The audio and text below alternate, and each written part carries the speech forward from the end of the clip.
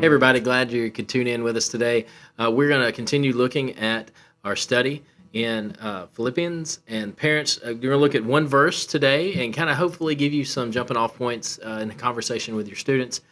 If you haven't been following along with our study, be sure to check out our study on the Denman Students YouTube channel.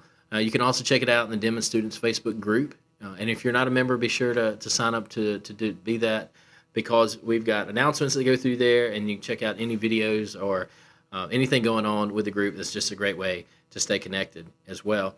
But in that, we have our Wednesday night studies that we go through each week that we posted on there and kind of give you some more meat to what we've been talking about in these short little videos.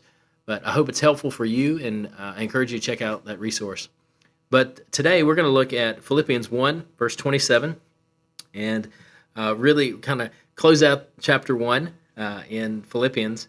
But last week we talked about to live as Christ, to die as gain.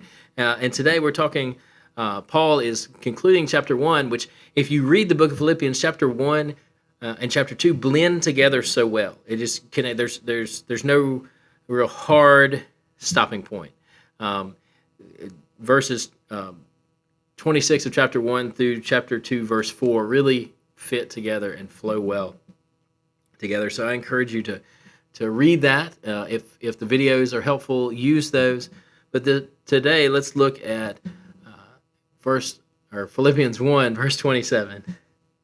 Scripture reads this: "Only conduct yourselves in a manner worthy of the gospel of Christ, so that whether I come and see you or remain absent, I will hear of you, that you are standing firm in one spirit, with one mind, striving together for the faith of the gospel."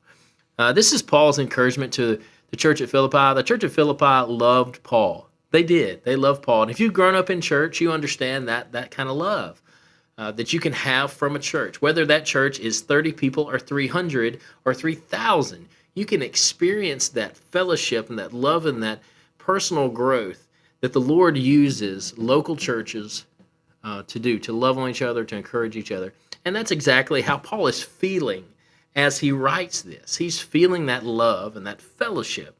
And so he's writing this, especially this verse, he's encouraging them to stand firm in what they know and what they believe, in a manner worthy of the gospel, meaning no matter what else they do, they cannot live consistently with the gospel if they're trying to live for something else, trying to live for themselves or solely for their family or their job or whatever it may be. And so no matter where God has us, we're to be living a consistent life for the gospel. He even goes on to say, whether I see you again or not, because he knew how they held him in such high esteem. He knew that some of them would strive to live for the gospel only if he knew what was going on. And I can think back as being a child, being a teenager. Well, my Sunday school teacher, if they know what's going on with me, or my youth pastor, he sees how I'm living my life, I just got to make sure it looks good in front of them. And we have to get that mindset out. It's not a checklist mentality. It's not a works-based mentality. If last week we talked about living to glorify God, we are standing firm on the gospel of Jesus that has the power to save. And when we do that, we glorify him.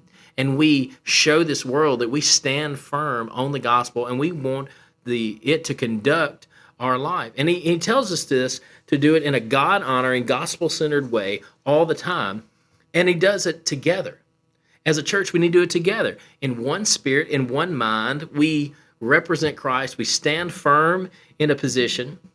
So what he says, stand firm. It's a fixed position. It's anchored, is what he's saying. We must not be moved away. Our allegiance cannot be swayed.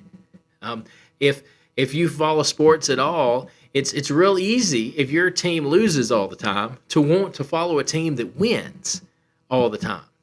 In the football world, everybody wants to be an Alabama fan.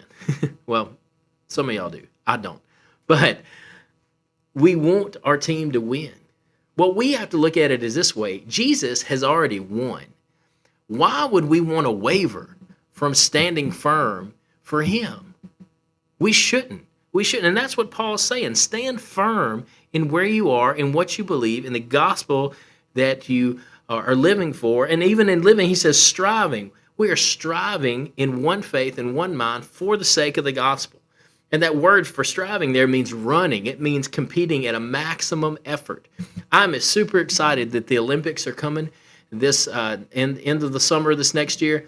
So excited for it. You get to see some great competition. And when I hear that striving, that's what I think of. Somebody running a race and putting into it everything they have to win the prize. Well, we have the prize of salvation through Jesus. He has won for us, and we should strive to live our life in a manner that is worthy of him. So I pray that this will give you some great things to talk about, students with each other or with your parents. I encourage you to flourish, like I said last week, where God has you planted.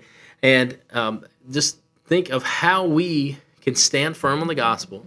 And through humility, if you keep reading in the first part of chapter 2, the humility that we're to take on of Jesus, how we can stand firm and live in humility for the sake of the gospel.